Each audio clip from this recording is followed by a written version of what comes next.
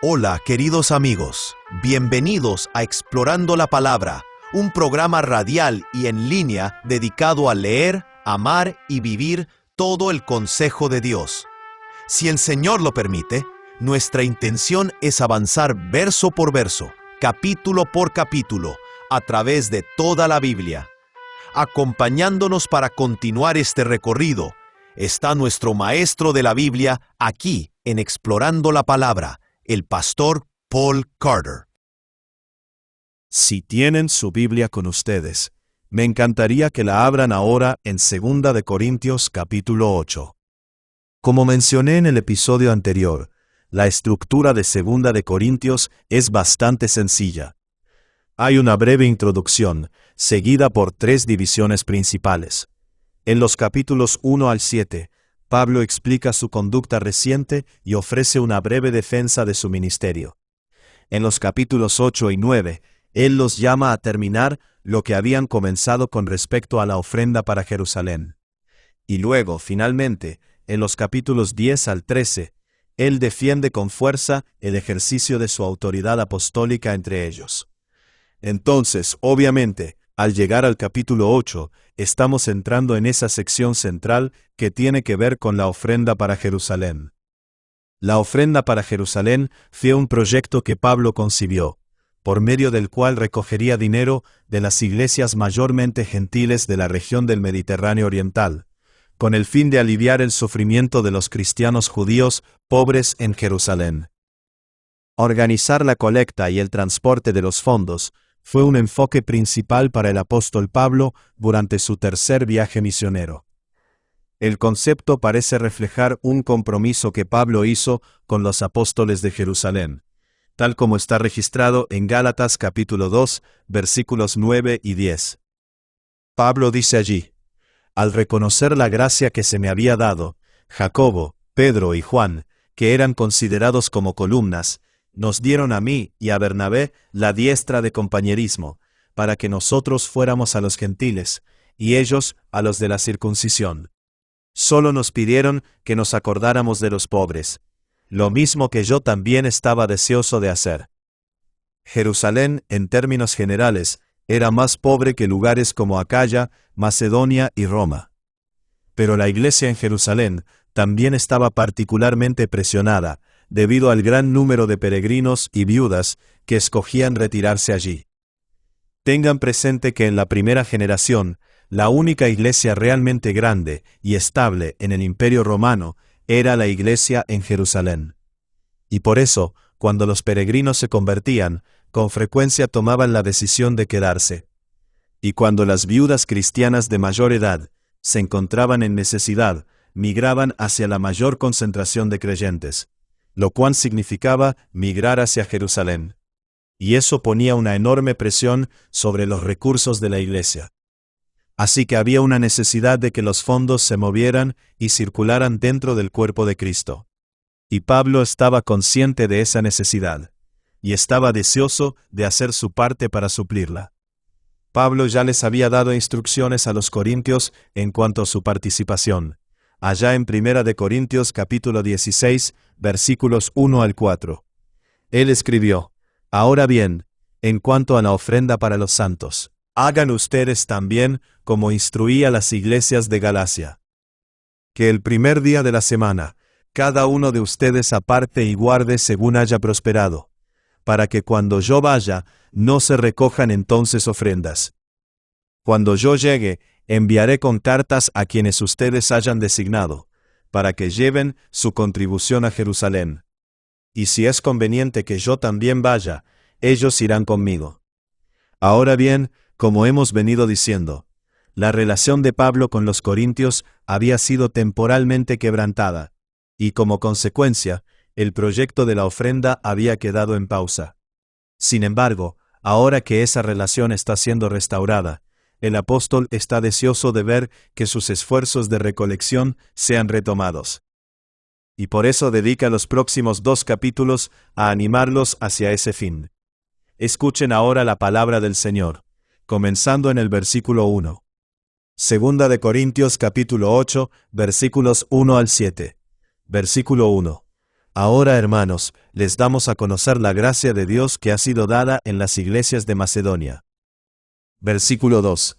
Pues en medio de una gran prueba de aflicción, abundó su gozo, y su profunda pobreza sobreabundó en la riqueza de su liberalidad. 3. Porque yo testifico que según sus posibilidades, y aún más allá de sus posibilidades, dieron de su propia voluntad. Versículo 4. Suplicándonos con muchos ruegos el privilegio de participar en el sostenimiento de los santos. Versículo 5. Y esto no como lo habíamos esperado, sino que primeramente se dieron a sí mismos al Señor, y luego a nosotros, por la voluntad de Dios. Versículo 6. En consecuencia, rogamos a Tito, que como él ya había comenzado antes, así también llevara a cabo en ustedes esta obra de gracia. Versículo 7. Pero así como ustedes abundan en todo, en fe, en palabra, en conocimiento, en toda solicitud y en el amor que hemos inspirado en ustedes, vean que también abunden en esta obra de gracia. Entonces Pablo sabiamente comienza con un ejemplo, en vez de comenzar con una apelación directa. Él menciona cómo las otras iglesias allá en Macedonia han estado muy deseosas de participar en este programa. Las iglesias de Macedonia incluirían congregaciones en Filipos, Tesalónica y Berea. Estas iglesias habían estado soportando persecución constante desde su fundación. Y sin embargo, a pesar de sus propias dificultades, estaban deseosas de ayudar con las necesidades de los santos en Jerusalén. Y por supuesto, la implicación es que los corintios también deberían estar deseosos de ayudar. Tal vez incluso más deseosos, considerando que ellos no habían estado enfrentando el mismo tipo de dificultades que los macedonios. Pablo dice que los macedonios habían estado dando no solamente conforme a sus posibilidades, sino en realidad más allá de sus posibilidades. De hecho, Pablo da a entender que él había dudado en pedirles que participaran debido a sus dificultades. Pero ellos estaban ansiosos por tener la oportunidad. Él dice en el versículo 5 que ellos vieron esto primero y principalmente como una manera de darse al Señor. Y nos imaginamos que se les había enseñado lo que Jesús dijo en Mateo capítulo 25, versículo 40. El rey les responderá: en verdad les digo que en cuanto lo hicieron a uno de estos hermanos míos, aun a los más pequeños, a mí lo hicieron. Así que cuando les hice saber la necesidad, dice Pablo, no se les podía detener de contribuir. Inmediatamente percibieron en este proyecto una oportunidad de dar al Señor. Y por eso, en el versículo 6, pensamos que era sabio animar a Tito a retomar también la iniciativa entre ustedes. Esa es la primera manera en que Pablo los motiva, haciéndoles saber cuán deseosos estaban los macedonios de participar. Ahora, en el versículo 7, él ofrece una segunda motivación. Ustedes abundan en tantos dones espirituales, dice él, así que también deben asegurarse de abundar en este. Entonces aquí, él apela a su deseo de abundar en toda cosa buena. Ustedes notarán que Pablo usa mucho la palabra gracia en este capítulo. Esa es la traducción al español de la palabra griega charis. Murray Harris dice aquí de manera útil: al usar la palabra charis para la virtud de dar, la gracia de dar, Pablo deja claro que la generosidad está al lado de la fe, la palabra, el conocimiento y el amor como una expresión de la gracia divina en los seres humanos. Ya que los corintios abundaban en virtudes cristianas y en dones del Espíritu, debían asegurarse de manifestar también la gracia de la liberalidad. Versículo 8. Segunda de Corintios, capítulo 8, versículo 8. No digo esto como un mandamiento, sino para probar, por la solicitud de otros, también la sinceridad del amor de ustedes. Ahora bien, hay cierto desacuerdo entre los comentaristas en cuanto a cómo debe entenderse este versículo. Colin Cruz es bastante representativo de la opinión mayoritaria. Él dice aquí, cuando Pablo exhortó a los corintios a abundar en la gracia de dar, no era un mandamiento que debían obedecer, sino una exhortación a aprovechar la oportunidad de demostrar la sinceridad de su propio amor y compromiso. Sin embargo, otros comentaristas señalan que Pablo, en realidad, sí da un mandamiento explícito en el versículo 11. Así que no es que él no esté presentando esto como algo obligatorio. Más bien, es que él no tiene un mandamiento específico de Jesús sobre este asunto, sino que está hablando desde su propia autoridad como apóstol, uno que ha sido autorizado para hacer aplicaciones específicas del Evangelio en nombre de Jesús. Y entonces, esta sería una de esas aplicaciones. Según esta interpretación, Pablo está diciendo básicamente esto: la participación en este proyecto sería apropiada para ustedes, como una respuesta correcta a la gracia que han recibido en Cristo. Scott Huffman adopta ese enfoque, diciendo, lejos de negar que está mandando a los corintios, la aclaración de Pablo en el versículo 8 demuestra que lo que está diciendo es su propio imperativo como apóstol autorizado de Jesucristo. Se los dejo a ustedes para que decidan.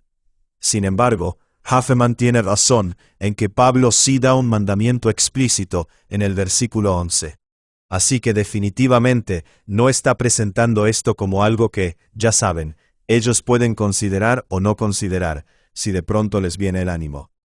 Él está diciendo que ha llegado el momento de que ellos pongan su dinero donde está su boca. Ha llegado el momento de que su fe se exprese en amor. Y aquí tienen una gran oportunidad, justo frente a sus ojos, para hacer exactamente eso. Así que ha llegado el momento, hermanos y hermanas, de demostrarlo con hechos, o dejar de hablar. Ese parece ser el sentido de las cosas. Hay una exhortación fuerte a salir del terreno de los sentimientos y las convicciones, y entrar al terreno de las acciones y la respuesta. Así que aquí está el camino, pueblo. Anden por él. Ese parece ser el sentido de las cosas. Ahora, como una apelación adicional, Pablo les recuerda el ejemplo de Jesús.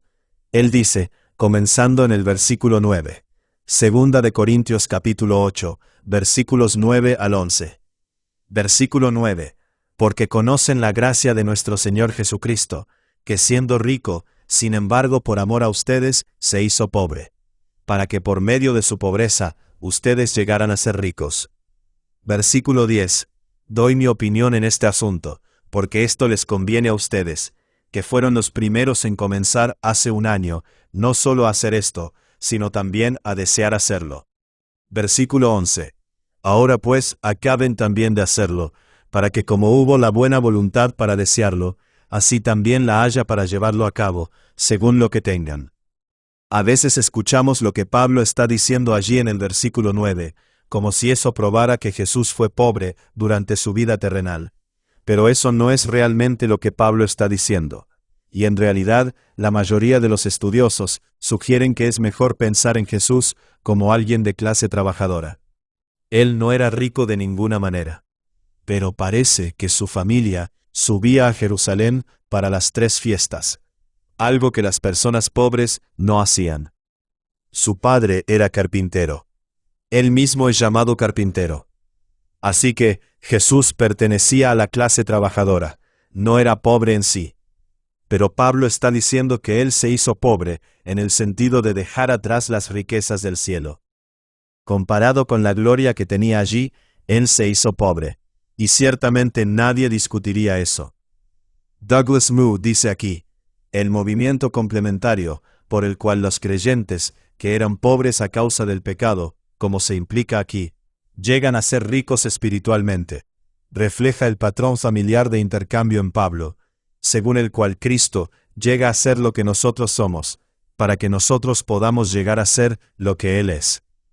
Ese es el punto que Pablo está presentando. Jesús llegó a ser como nosotros, para que nosotros podamos llegar a ser como Él. Él hizo sacrificios enormes para nuestro beneficio. Ahora es apropiado que nosotros hagamos sacrificios para el beneficio de otros. Versículo 12.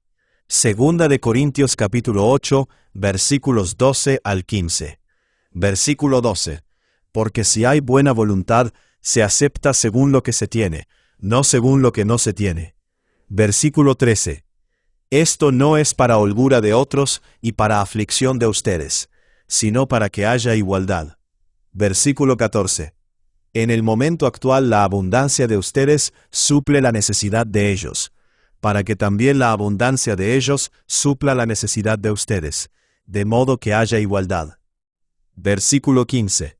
Como está escrito, el que recogió mucho no tuvo demasiado, y el que recogió poco no tuvo escasez.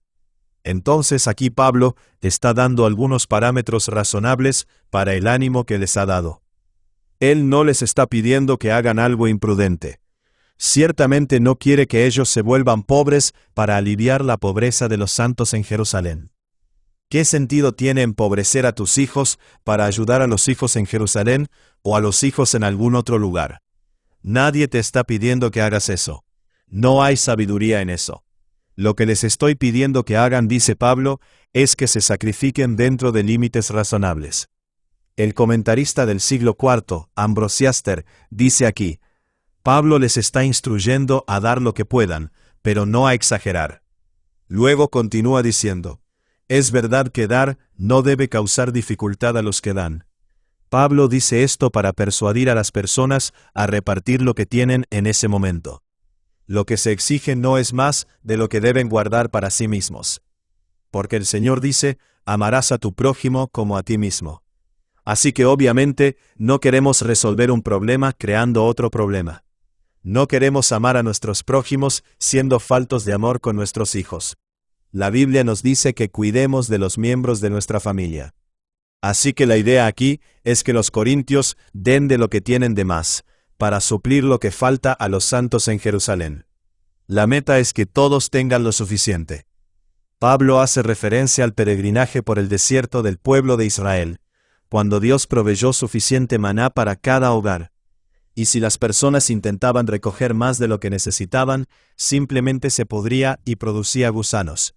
Solo podían recoger lo suficiente, y eso era una señal y una imagen de cómo deberían ser las cosas en la comunidad del pacto. No debemos acumular egoístamente, no debemos amontonar para nosotros mismos, pero tampoco debemos empobrecernos dando más de lo que podemos y más de lo que debemos.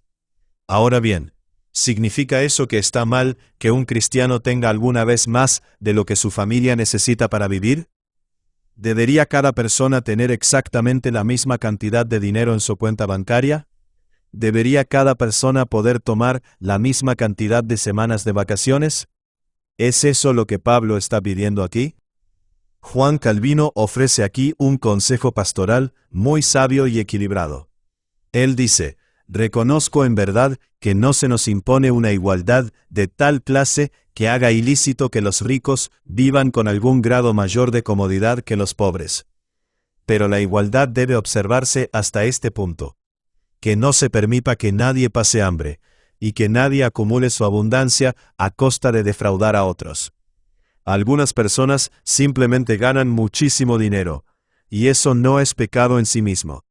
Pero si te aferras a todo ese excedente, cuando ves a hermanos y hermanas en Cristo a tu alrededor luchando para poner comida sobre la mesa, eso sí es pecado. Dios te ha dado extra no porque Él te quiera más que al hermano pobre sentado en la banca al lado tuyo. Él te dio ese extra porque confió en ti para distribuirlo. Así que distribúyelo. Comparte lo que tienes de más con hermanos y hermanas que no tienen suficiente, cuando esa necesidad no se debe a culpa propia. Y debemos señalar eso. La benevolencia imprudente es criticada tanto en el Antiguo Testamento como en el Nuevo Testamento. Pablo les dirá a los tesalonicenses, por ejemplo, en 2 de Tesalonicenses capítulo 3, versículo 10, cuando estábamos con ustedes, les ordenábamos esto: si alguien no quiere trabajar, que tampoco coma. Así que no estamos hablando de eso. Más bien, Pablo está diciendo que, dada la situación en Jerusalén, dadas sus realidades económicas, dadas las demandas únicas que se estaban poniendo sobre ellos, y dado lo bien que les estaba yendo a las personas en Corinto, relativamente hablando, tiene sentido que participen en este proyecto. Sería sabio, apropiado, maduro y adecuado que ellos hicieran una contribución generosa. Y por eso Pablo está muy agradecido por la conexión de Tito con la congregación corintia y por su entusiasmo por este esfuerzo. Y él comienza a hablar de eso ahora en el versículo 16. Segunda de Corintios capítulo 8, versículos 16 al 24. Versículo 16. Pero gracias a Dios que pone la misma solicitud por ustedes en el corazón de Tito. Versículo 17. Pues él no solo aceptó nuestro ruego, sino que siendo de por sí muy diligente, ha ido a ustedes por su propia voluntad. Versículo 18. Junto con él hemos enviado al hermano cuya fama en las cosas del Evangelio se ha divulgado por todas las iglesias. Versículo 19.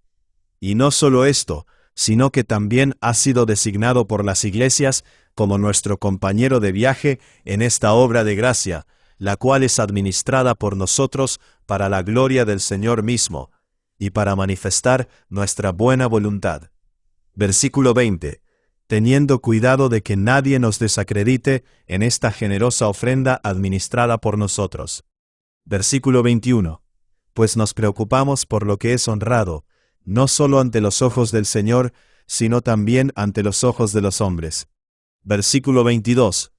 Con ellos hemos enviado a nuestro hermano, de quien hemos comprobado con frecuencia que fue diligente en muchas cosas, pero que ahora es mucho más diligente debido a la gran confianza que tiene en ustedes. Versículo 23. En cuanto a Tito, es mi compañero y colaborador entre ustedes.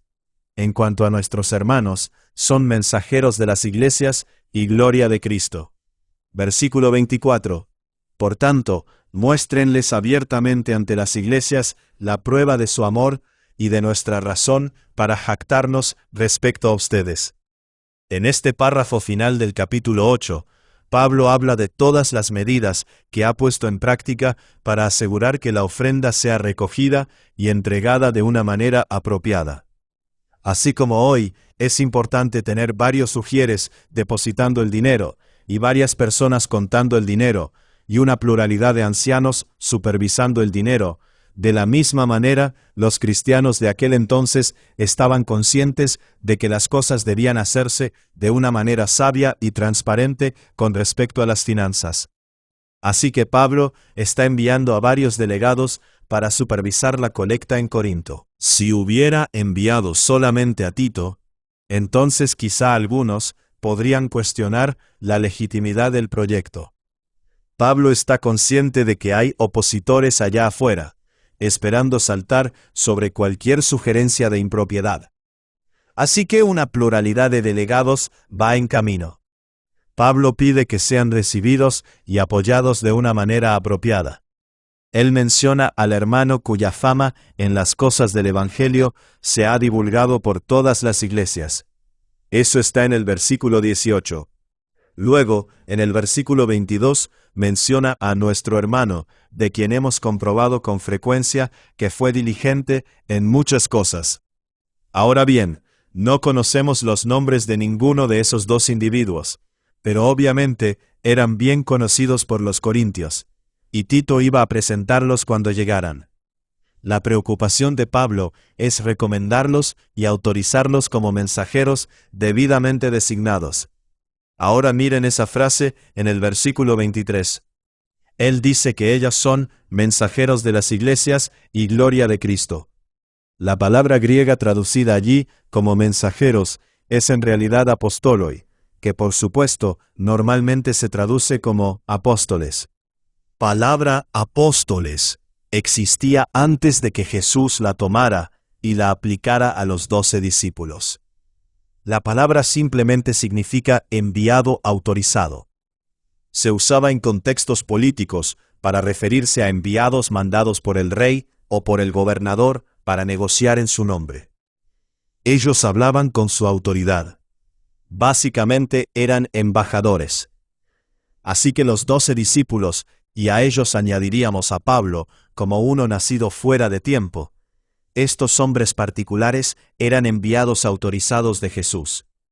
Y Pablo no está sugiriendo que estos delegados de las iglesias de los que estamos hablando aquí estén siendo añadidos a ese grupo, o que sean considerados parte de ese grupo.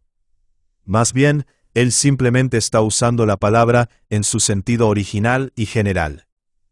Estos eran delegados autorizados de las iglesias en Macedonia, y por eso la mayoría de las traducciones al inglés usarán aquí la palabra mensajeros en vez de apóstoles, porque eso probablemente sería confuso. Ahora bien, es útil para nosotros saber estas cosas, porque cuando surge la conversación acerca de Junia, necesitamos saber que esta palabra puede usarse de varias maneras. Pablo dice en Romanos capítulo 16, versículo 7, «Saluden a Andrónico y a Junia, mis parientes y compañeros de prisión, que se destacan entre los apóstoles y que también vinieron a Cristo antes que yo». La construcción griega allí también podría significar «ellos son bien conocidos entre los apóstoles». Y algunos sugieren que eso es lo que significa, pero no hay suficiente contexto para que lo sepamos con certeza. Y esta es una referencia muy oscura. Así que algunos están tratando de decir que Junia en realidad está siendo llamada apóstol en el mismo sentido que Pedro, Juan, Jacobo y Pablo. Pero nuevamente, eso parece muy poco probable. Ella también pudo simplemente haber sido bien conocida por Pedro, Jacobo, Juan y Pablo. O incluso podría estar siendo mencionada aquí simplemente como una mensajera de la iglesia. O podría estar diciéndose que ella es bien conocida entre los mensajeros de las iglesias. Realmente no lo sabemos. Todas esas opciones son gramaticalmente posibles, y es útil saber eso cuando la gente intenta imponerte una sola interpretación como parte de una agenda más grande. El término se usaba de diversas maneras para describir a personas que funcionaban en diversas capacidades.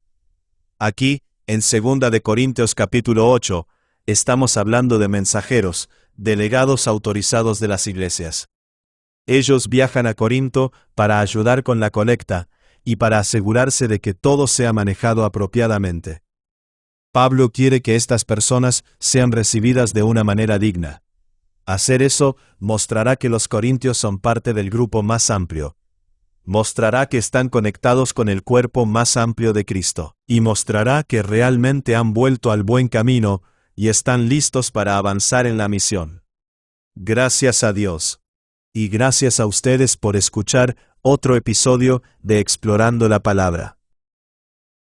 Gracias por acompañarnos en este episodio de Explorando la Palabra. Si este estudio ha sido de bendición para ti, considera compartirlo con otros para que más personas puedan profundizar en las Escrituras. Recuerda que el propósito de estudiar la Biblia no es solamente adquirir conocimiento, sino conocer más profundamente a Cristo y vivir de acuerdo con la verdad de su palabra. Nos vemos en el próximo episodio, mientras continuamos explorando la palabra de Dios juntos.